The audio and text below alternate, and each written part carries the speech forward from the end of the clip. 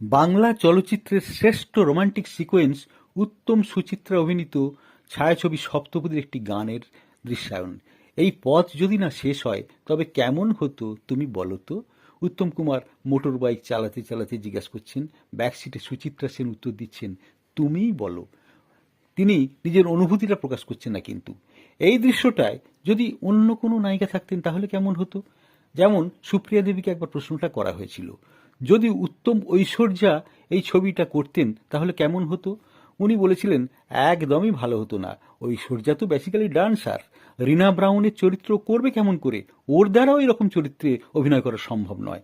1960 সালের ছবি সপ্তপদী, ঐশ্বর্যার তখন জন্মই হয়নি, হয়তো জানেনও না যে সপ্তপদী নামে কোনো ছবি বাংলায় আছে।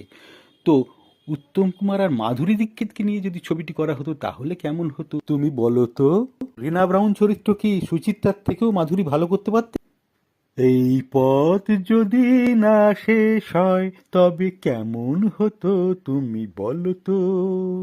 এই পথ যদি না শেষ হয় তবে কেমন হতো তুমি বলো তো।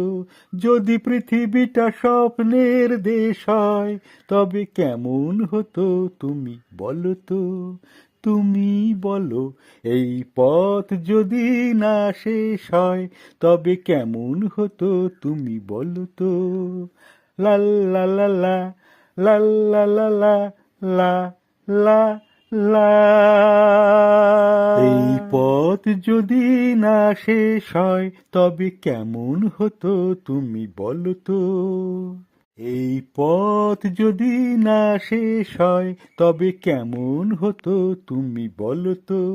যদি পৃথিবীটা স্বপ্নে